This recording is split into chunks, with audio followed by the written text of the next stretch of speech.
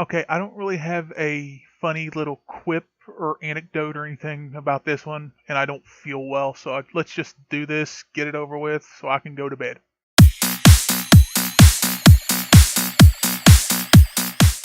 Denmark gets new feminist party. This is going to go really well. Can't you tell?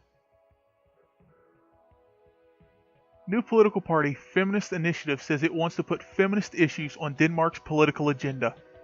Because of course.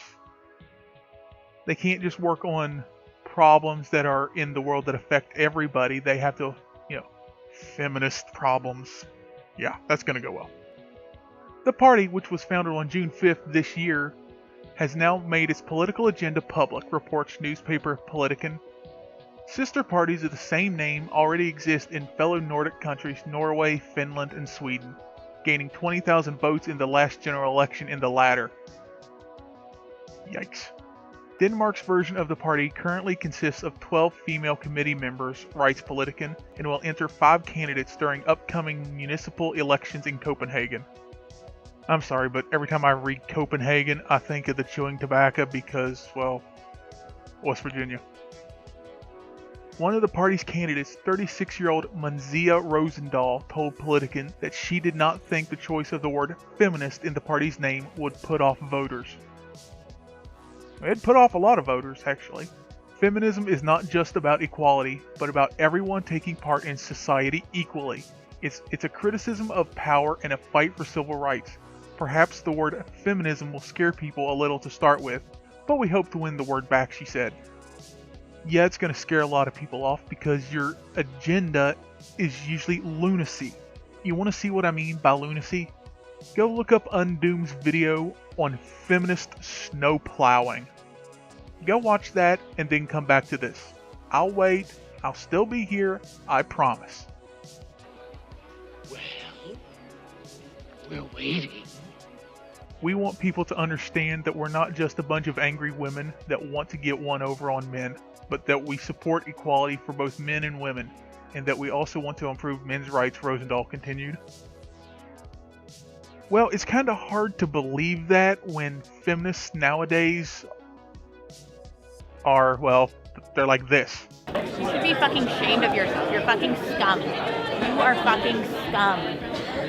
Fucking rape apologist, incest supporting, woman hating, fucking scum. Yeah, you should be fucking proud of yourself. These are the fucking men that are gonna rape your sisters and the women in your life. You should be fucking ashamed. Okay, I know what you're thinking. I've used clips from this protest quite a bit, but let's face it, it's a perfect example of what feminism is today. Feminist Initiative's political platform includes campaigning against employment discrimination as well as support for equal maternity and paternity leave. And that's actually something I agree with because, we in America we already have maternity leave. We also really need paternity leave as well because there's a lot of times the woman has given birth and she's in a lot of pain. She's still kind of healing from the process and she's not able to do a whole lot.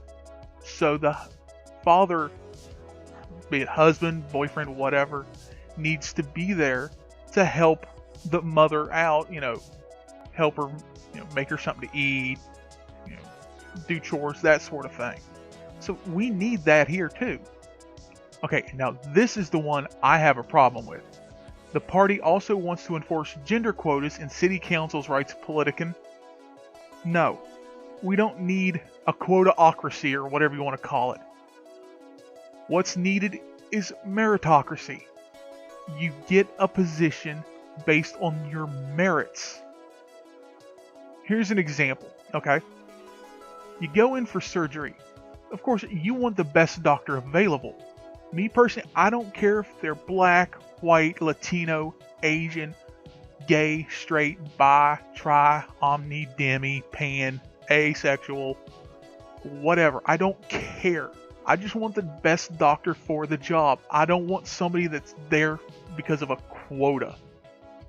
I want the person that busted their ass, graduated as high as possible in their medical school class to do the surgery. It's that simple. I don't want somebody that's there for a quota that's not nearly as qualified. If that makes me an evil person, so be it.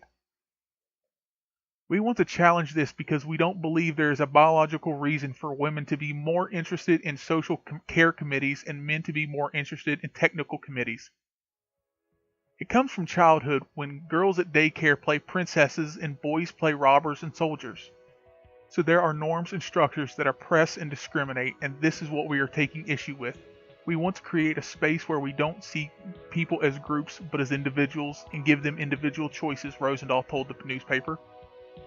Statistically, girls migrate more towards playing with princesses, dolls, that sort of thing, while boys more towards, cops and robbers, cowboys and Indians, soldiers, that sort of thing.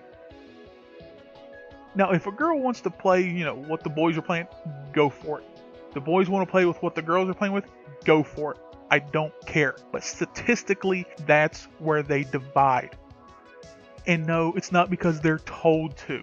It's because it's what they want to do. The forthcoming candidate said she believed enforcing quotas was necessary to enable better individual choice in the long term. No, it's a better way of making your town, city, country go down the toilet. Yes, when you apply quotas, you restrict individual choice, but you can also ask whether it is a free choice at all or whether it's structurally determined that women and men make the choices they do, she said. Yeah, when you limit the individual choice by doing quotas, it's structurally determined because you're doing it to fit it's what you want, your agenda. So, yeah, it's structurally determined by you. We don't think it's right that city council committees can resemble homes from the 1950s, Rosendahl added. City council committees can basically resemble anything. Any makeup of a group of men and women that is possible. So, not just from the 50s. This stuff is getting ridiculous. I guess to my Danish friends, all I've got to say is good luck and may God have mercy on your souls. Holy crap, you've made it through to the end of the video. Thanks for watching, I really do appreciate it. If you'd like to see more, be sure to subscribe down below. Be sure to leave a like and a comment and let me know what you thought of the video. And now, roll the outro.